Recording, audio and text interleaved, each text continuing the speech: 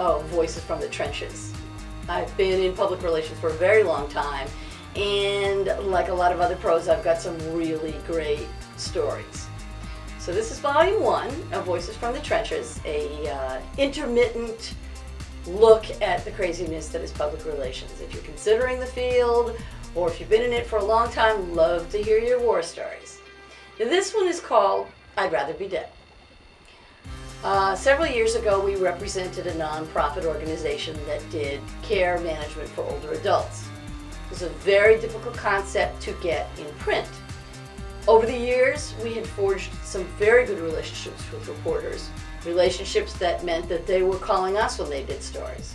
And so it was, much to my happiness, that we got a call from the local daily newspaper saying they wanted to do a story about local people who had long-distance caregiving.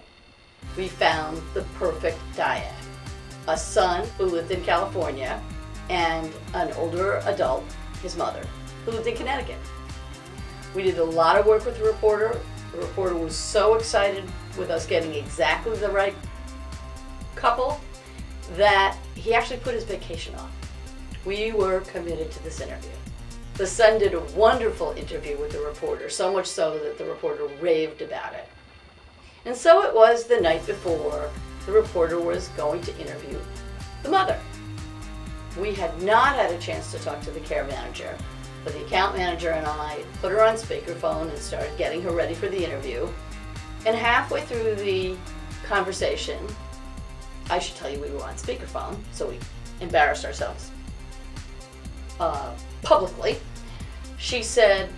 We said, now you've talked to this older woman, Mrs. Schmulkowitz. She was the generic older adult that we like to call her. You've talked to Mrs. Schmulkowitz. Oh yes, she said, she's very excited about having the reporter there. And you understand that we'd like you to stay so that the organization can be well represented? Yes, yes, yes, okay. And what did you tell Mrs. Schmulkowitz about the interview? Well, I told her, what was going to happen, and I guess I should have told you this earlier. She tends to say, I'd rather be dead. At which point the account manager and I burst out laughing, assuming that this was a joke. The case manager got very indignant, and she said, well, I don't think that's very funny. I don't see what's funny about that. We then caught our breaths and said, no, seriously.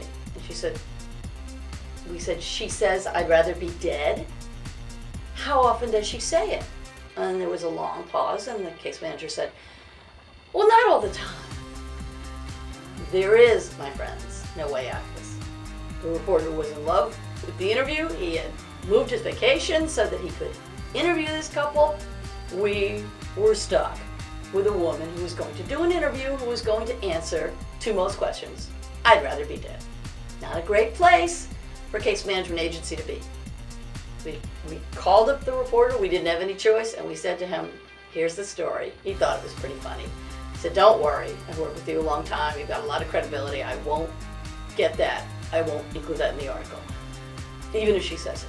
So it was that the next day, after the interview, he called, raved about the interview, and we thought, oh, goodness. Finally, we got to the hard question. So, did she say it?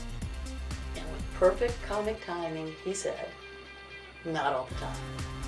Welcome to my world.